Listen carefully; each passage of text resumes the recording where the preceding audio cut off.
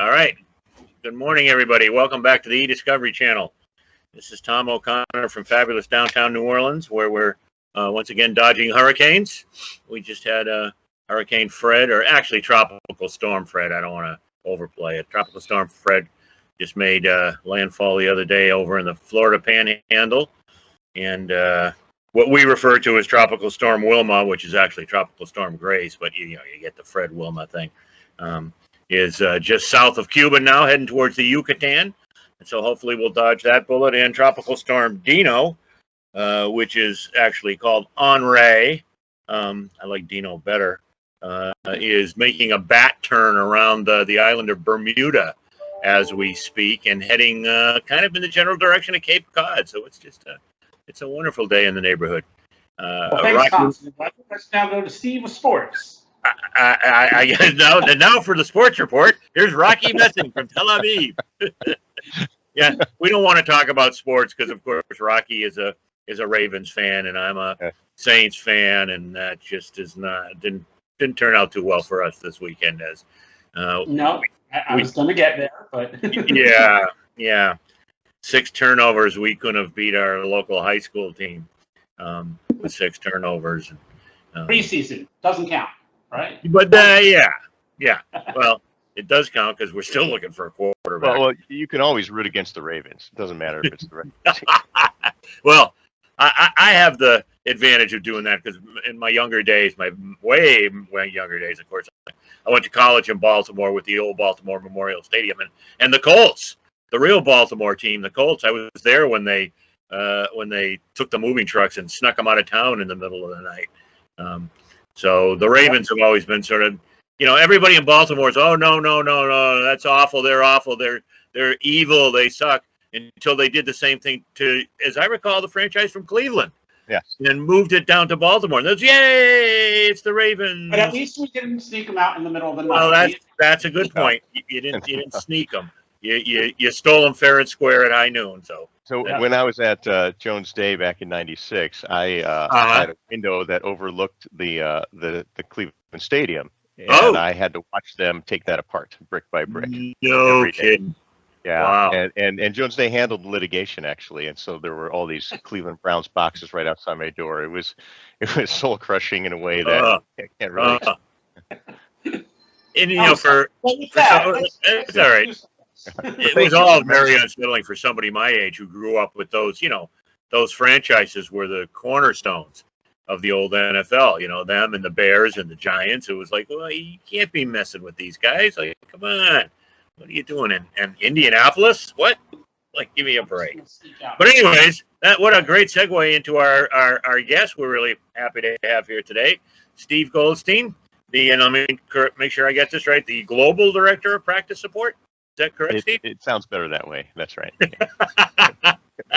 At Squire Patton Boggs, and as you could tell from his comments, he's located in the Cleveland office, which is the headquarters, international headquarters. We've grown a bit. There's a big presence in London. The Patton Boggs merger gives us a huge office in DC. So, as other firms do, I think we'd call Cleveland the original office, right? Yeah, I don't know right. The founding fathers of the firm. So, Steve, as always, we like to start off with, how the heck did you get into this crazy business of ours? You should have gone, like my mother said, why didn't you go to dental school? Come on. Well, you could have been a doctor. I'm doing this because I have a broadcasting degree, and you can't actually do anything with a broadcasting degree, as I found out after graduation. And so now, where did you get that? Tell us about that. At the University of Akron. Okay. So I did the long tour there. Spent 5 years there. Yeah. And then found and it was involved with broadcasting the basketball games and producing the football games and sort of doing what I wanted to do in life until I graduated, and then I couldn't do it anymore because couldn't find a job. Yeah. Couldn't find a job. So my father knew a solo practitioner who was looking for a running clerk. And so his name was Richard Sternberg, and I went to work in Richard's office. He was older, and he had me not only filing papers and running to the library and that kind of stuff, washing coffee mugs, but he had just invested in some premise CDs, the Wow. old Westlaw, I think, case law, which saved some trips down to the library because you had it now on disk. Probably, I don't know, I think there were 386 computers. I don't think they were even, Right. definitely not That's the penny. Wayback Machine. This was 93 or 94. And then he gets a medical malpractice case that had an immense amount of paper. There were at least 3,000 pages of medical records on the shelf, right? Ooh. And so we had seen in the I think it was the local law publication or something. There were summation ads at that time, and Right. so he decided we needed some software to handle these records. And it was Alex Goth, who both of you may know, who now is on our team. He's our lit support manager.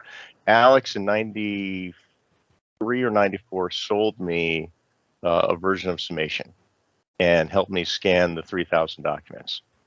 And Richard told me at the time, he said, Steve, if you learn how to use the technology that lawyers need, you'll always have a job.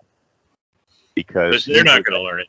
He didn't want, and that was the most correct thing that anyone's ever told me. And right. But I didn't really believe it. So I went back to school to do sort of graphic design, interactive multimedia. Before there was an internet, you had these kiosks that you push a button, they'd take you to another page. That kind of stuff. Yeah. And my instructor at the time during this sort of summer course knew someone in the trial graphics department at Jones Day. Said, maybe they could use some help. So I sent a resume over there, and they saw the word summation, and they routed it to Ann Maringer at the time in lit support. That's a name I haven't heard in a long time. Yeah. So, I mean, you're talking about 96 in Cleveland. There weren't that many people who had ever used summation, right? So, that was a quick interview process, and then I found myself in the seat there in January of 96. With the DOS viewer, and so did I come out and do a training session? Do you remember ever seeing me? That was around the time that Summation was sending me all over, and I vaguely remember a couple of trips to Cleveland, but it was all such a blur. They'd send me all over the place. Yeah, no, it was because that's how I met Alex the first time.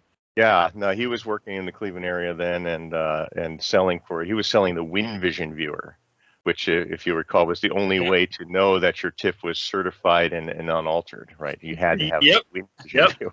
Good old WinVision. I got a WinVision box around here someplace that I keep just for yuck. Tom, you really do need to clean up around there. It's back there in the corner. Yeah, you're right. I do. But it's got like important stuff in it, like old WinVision discs. Yes, there's like a disc that you have to have a computer that supported that disc in like 15 years, but that's okay. 15 years. Whoa. Way more than that, right? You can send those to Alex as a surprise and then just watch his eyebrows twitch. Right. It'll send him to a dark place, I think. But. Right.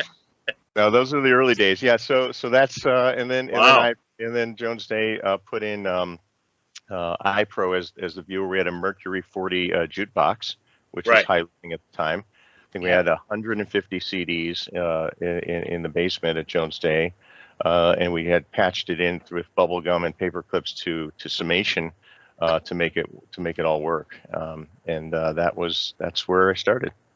What most people don't know, that's really funny you should say that, because I had this discussion with somebody the other day how iPro was involved in the early days of viewing images, and I thought was pretty good at it, and just kind of, in fact, on big jobs back then, I don't know if this happened to you, if you went to a iPro service bureau, a service bureau that scanned the documents using iPro, they gave you their viewer and everything for free on the discs. I mean, it was just like...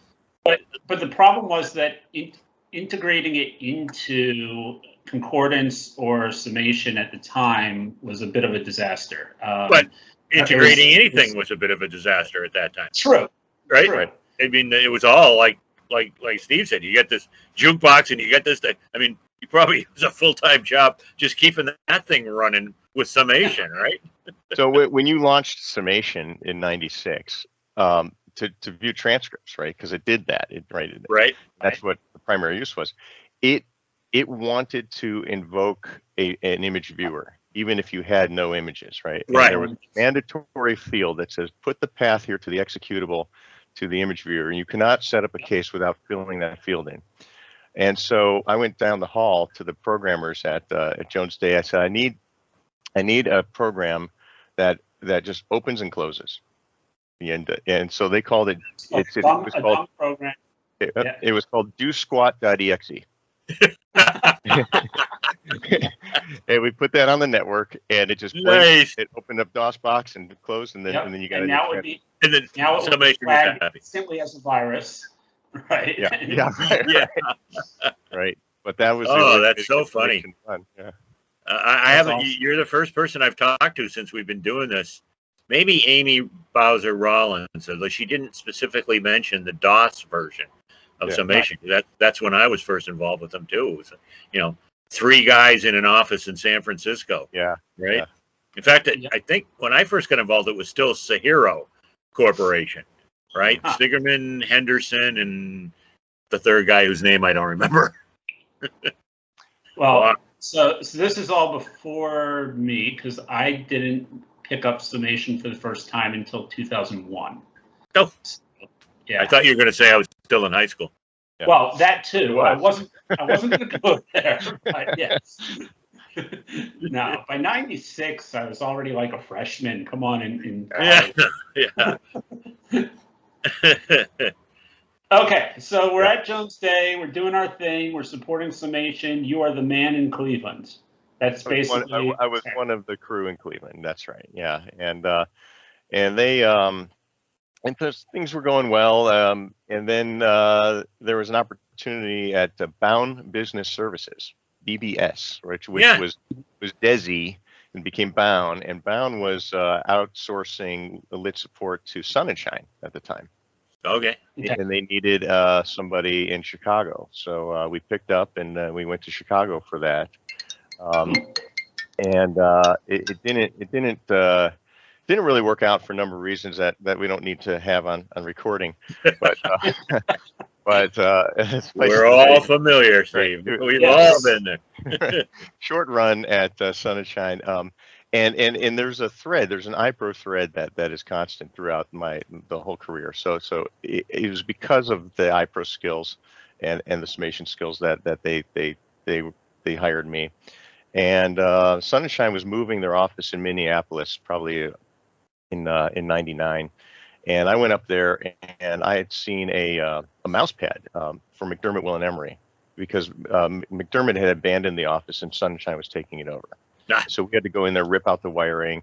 They left the jukebox. I was the only one in the region that had ever seen a Merc 40 jukebox and knew what to do with it. So I went up to Minneapolis to go and get iPro running, and I saw the McDermott mouse pad. I'd never heard of the firm then.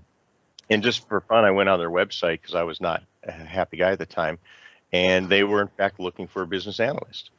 So I then make the move over to McDermott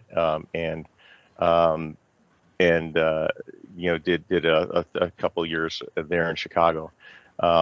They had no lit support function. They had some random folks in IT managing things. They had a workroom that had 4 workstations on a local network to Summation. So if you wanted to use Summation, you had to get up from your desk and go down to the workroom and use it. So I sort of got Citrix involved and made it so that we could service not only the whole floor without getting up, but the whole firm. So we started. Because you can't say Summation without saying Citrix, right? That's right. Right. So we centralized the function via Citrix, and that was then the beginnings of a big kid lit support function at McDermott back in '99 and 2000. Wow. Cool.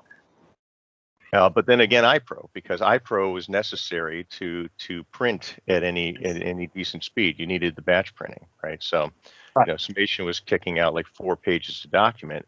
This is kind of a funny lawyer story. So I go in, I put in iPro, and we get a batch printing workstation in there, get the Merc 40, everything's running well, and we light this thing up.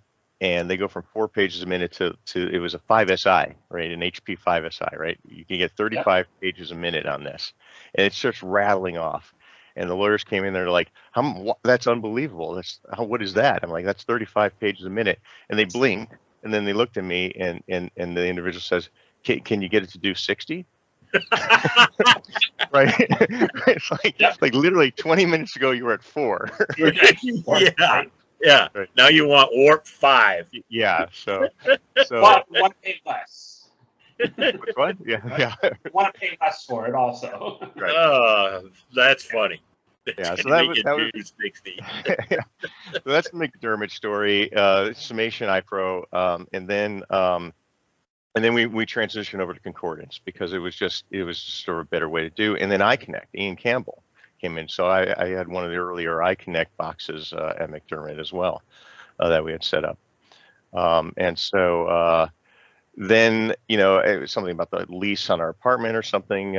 So I started looking back in Cleveland, and again, like magic, Squire happens to be looking for someone. And they answered my cold call. I just said, "Hey, are you looking for someone?" And they said, "Yeah, in fact, we are." So I came in for an interview, and that was the day after 9/11 was my last day at McDermott. So we came on September 13th back to Cleveland, and I've been at Squire, since then. Wow. Yeah. So that's been sort of the journey.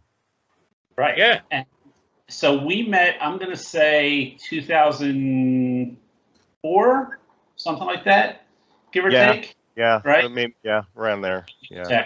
And Tom will appreciate this story. So I have a meeting set up with Steve Goldstein, who I've never met, and we I think we met in the lobby of the Hilton at Legal Tech.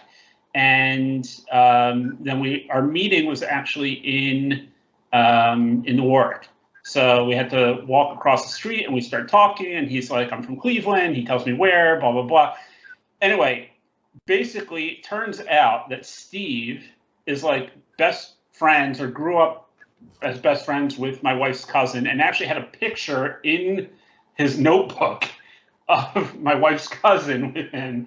And he's like, "Oh, here, look. If you don't believe me, here's the picture." So Small world syndrome number 6, eh? Yeah. That's funny. That's funny. was, this was at your first meeting ever. That was our first time meeting. Yep. Wow. Yeah. Wow. So that was a long time ago. So actually, that might have been. Was that the meeting? Did you come with to go see Relativity for the first time in like 04 or 05? I think we.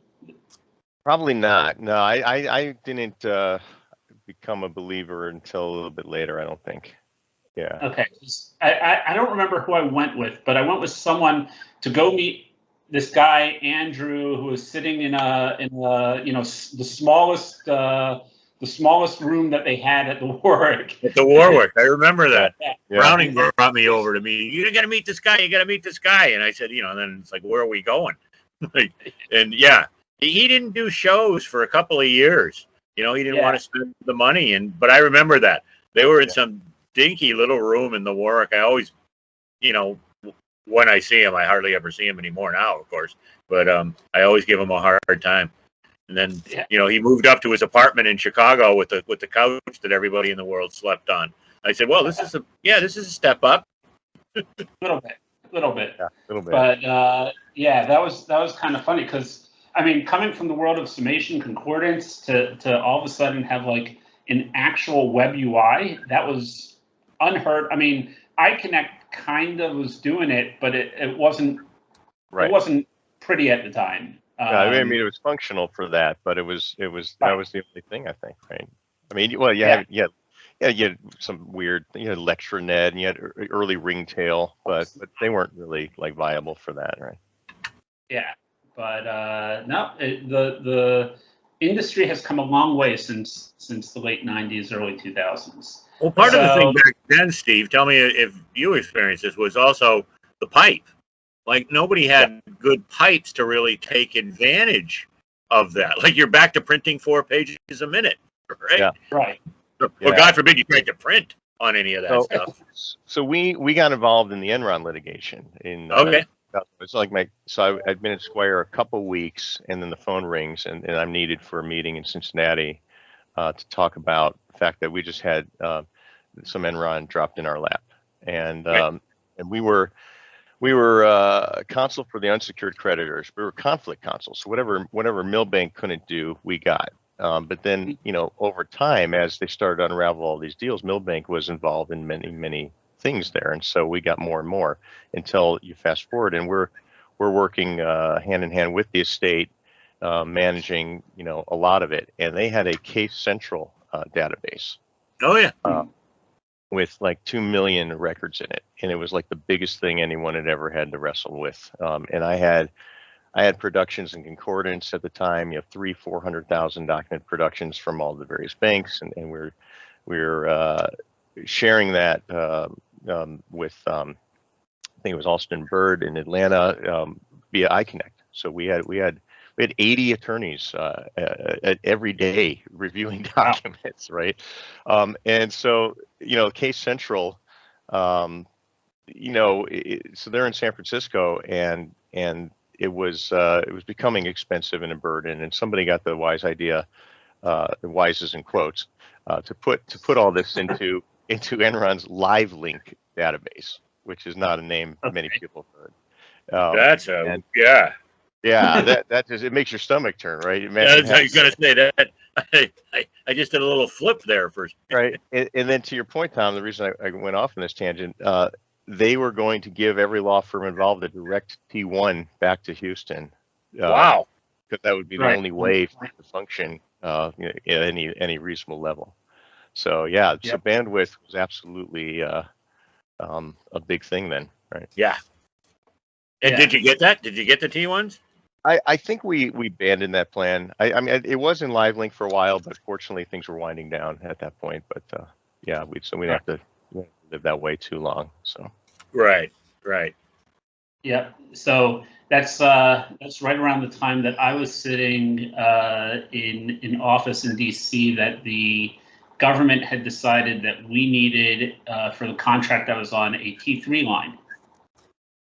So we had like all the bandwidth you could ever possibly want in the entire world. The only problem was there was nowhere to go, nothing to do, nowhere to pull down at that point. So you had the bandwidth, couldn't do anything with it. Yeah. But it was there if we needed it. Yeah. Right. If we needed it, it was there. So I think at one point, like someone did a like at the peak of usage, it was using like 2% of the line, something like that. So yeah, but so you've now been approximately 20 years at some version of Squire. Let's first walk through the merger a little bit. Two pretty decent sized firms coming together. What year was that? That was 2010, 11, something like that? Yeah, so there were a couple of bumps. So when I started, they had about 630 attorneys, I think, back in 2001.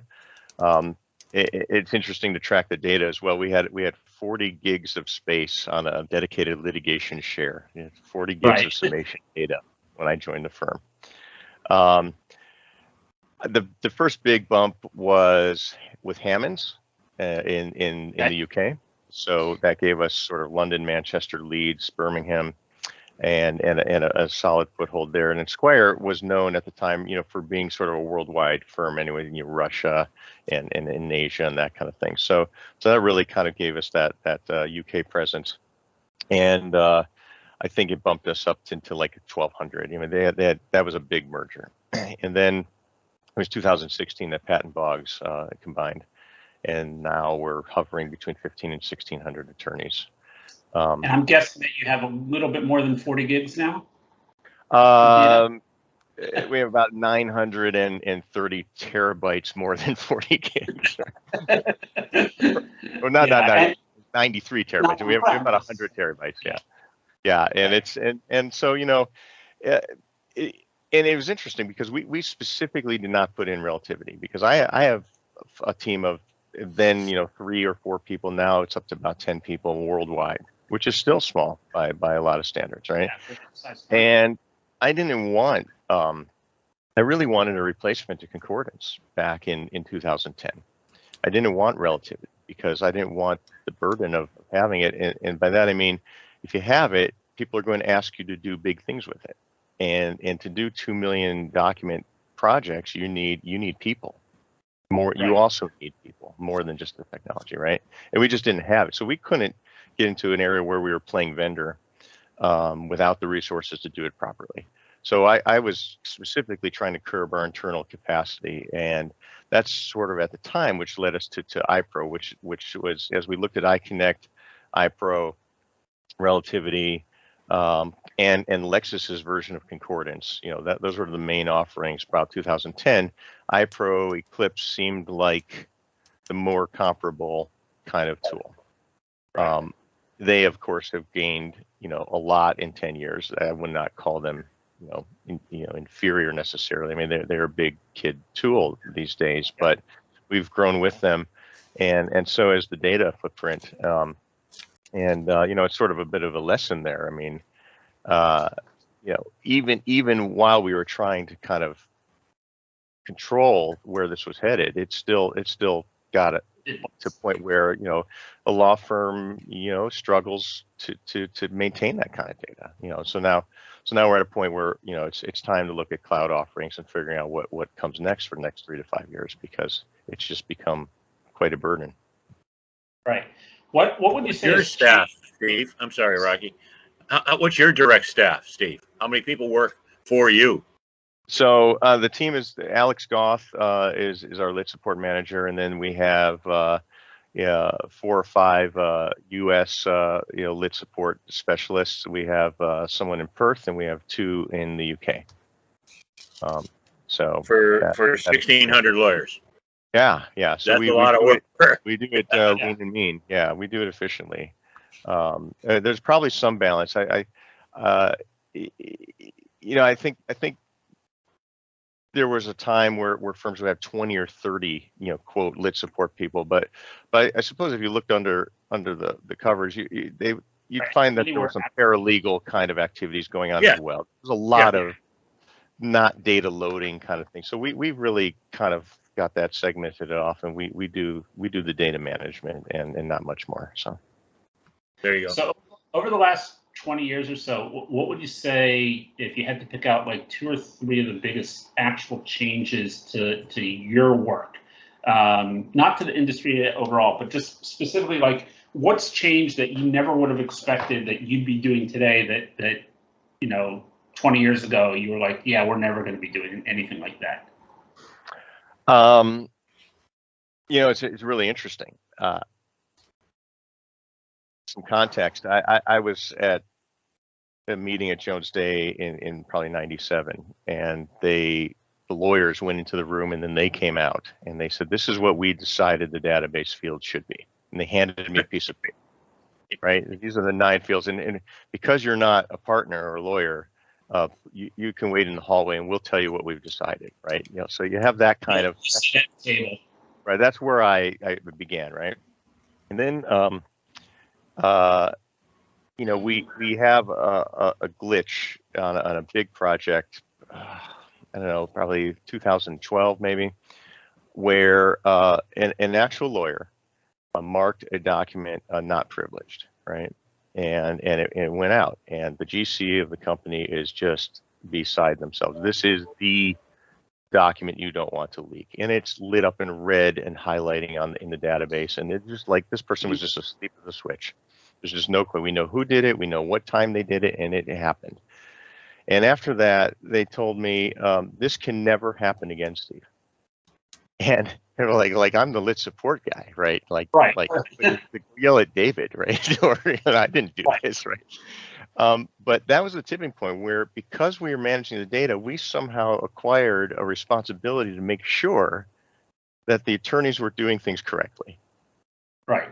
And I could never have envisioned that I would be second guessing not only contract attorneys, but lawyers of our firm. And you could also never envision how bad their product is as just being human beings, not because they're lawyers or Squire lawyers. They're human beings, and they're not good at document review. And there's just there's no way around that. And so now a lot of our focus is in, solving the people problem, and second guessing the work that lawyers are doing, and putting in safety nets to make sure that they're not making mistakes that can hurt.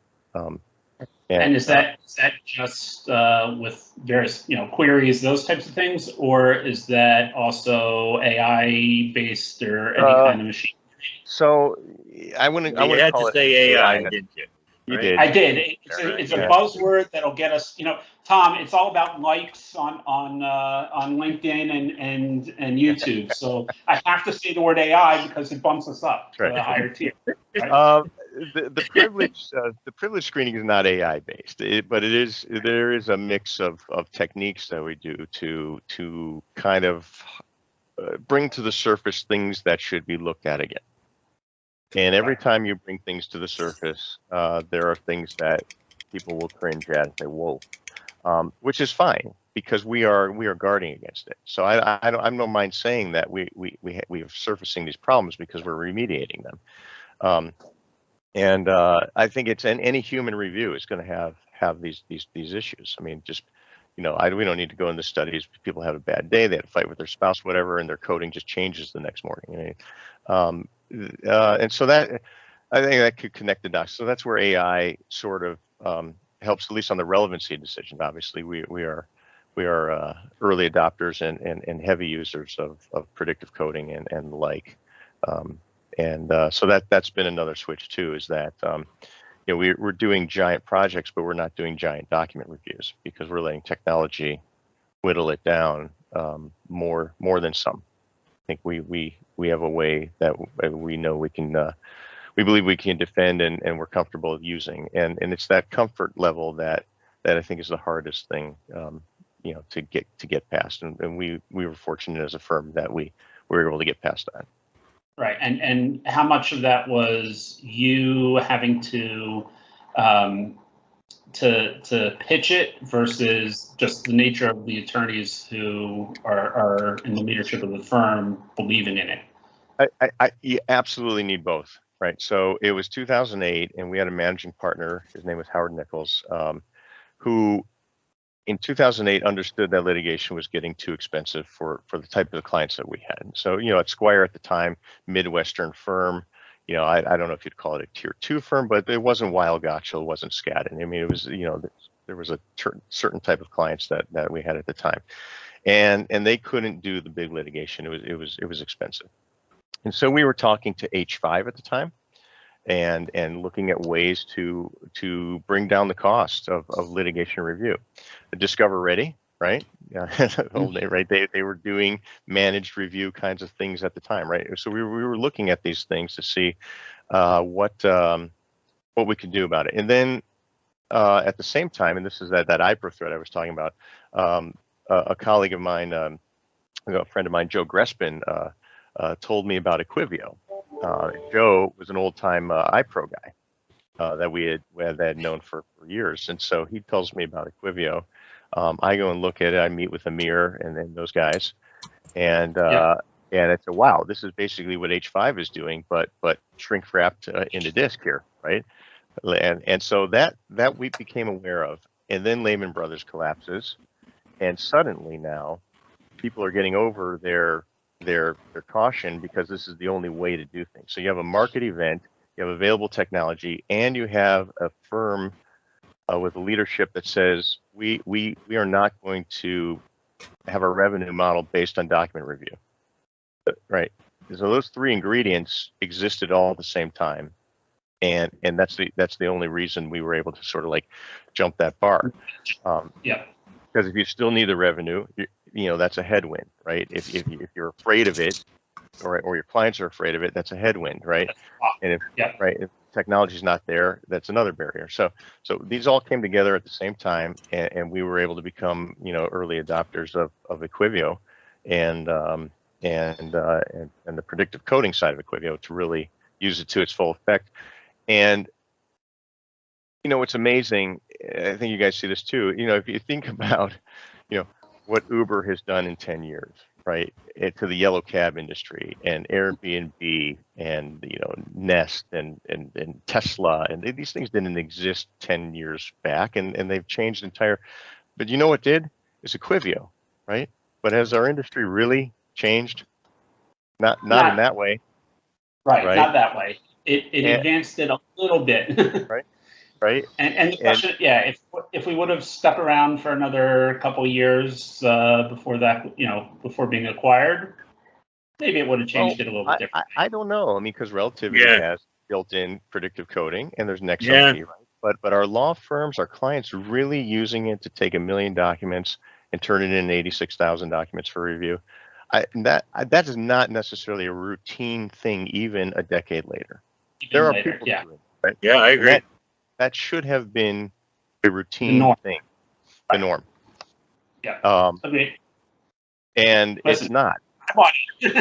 Right. So it's interesting. It's really interesting to see. Same thing with diligence review. Kira and eBrevia and Luminance and stuff, and that should just be the way one does a diligence review. But I think they're scrapping and fighting for market share and trying to get people. And there's plenty of diligence reviews every day going on that don't use these technologies because the comfort level and it's the fear factor, and I think we have to be honest, right? As an industry, we have to be honest that there's a revenue problem here. If you need document review or billable hours to sustain your business, these technologies are not something that you're interested in. I don't think we should not be afraid to say it. I mean, I think that's what's going on. And it's clear. It's clear. It's obvious. But yeah, we've been beating our head, like you said, we've been beating our head on that wall for 10 years. The technology, it's not a technology problem, right? No. Not a technology problem. No. So. Yeah. So don't get me started. Well, and I thought I spoke at the iPro conference, the summer before COVID happened, and I said, I think maybe we're a market downturn away. We're another Lehman Brothers away from maybe this stuff coming back in, into the mainstream. And I don't think COVID was that. I think, things were not bad on the financial side, and so and in fact, it was a little bit reverse in that law firms really need billable hours. Their realizations and utilizations down, and so they're just not looking for technologies that are going to help. And everyone's working in their kitchen basement, and they don't want another Zoom meeting or discussion about this stuff right now. And so this was not that event. So no, we'll see what happens. Yeah, Tom, I think we're running. We're at that stage. So all right. So our penultimate question. Yes, Steve. Beatles or Stones? Beatles. Oh God. Good man. I can't get no love. I can't get no love here. I didn't even flinch on that. No, that was like part of your DNA. Like boom. Okay. All right. So the other question, which we always ask everybody, the last question is: if you could spend a day with somebody from our profession, living or dead, somebody you may have met years ago, or maybe never even met, somebody you admired and would like to have met it, but if you could spend a day with somebody from our profession, and not necessarily doing work, right? Not doing document review, not listening to the Beatles. What would you do? How would you spend that day? I can't be the first one to say this, but it would have to be Browning. I think Browning Moran. I would like to stand with him with a cocktail and just listen to his stories. I think all day. Right. Fine. That would be a good day. Yeah. Yep. Yeah. Might be a little drunk. I don't know if you can see it, but I got a picture of him back over my shoulder here. He's like my muse. Yes. I miss him terribly. He was a great guy and an inspiration to people. Oh yeah. Not just people who knew him and got, those of us who were fortunate enough to spend time with him and hang around those hotel lobbies and listen to the stories, but people who we met just casually, but was very supportive of and encouraging and built people up. and was just, it's funny though, you talk about the good old days. I first met Browning years and years ago. I forget what year it was, but I had moved to San Diego to do a summation project for a firm there. He was at what was then, not sure it was even Gray Carey. It might have been like, 50 Shades of Gray or something before they did. They weren't even the biggest firm in San Diego. But there was a technology conference every 4th of July at the Hotel Del.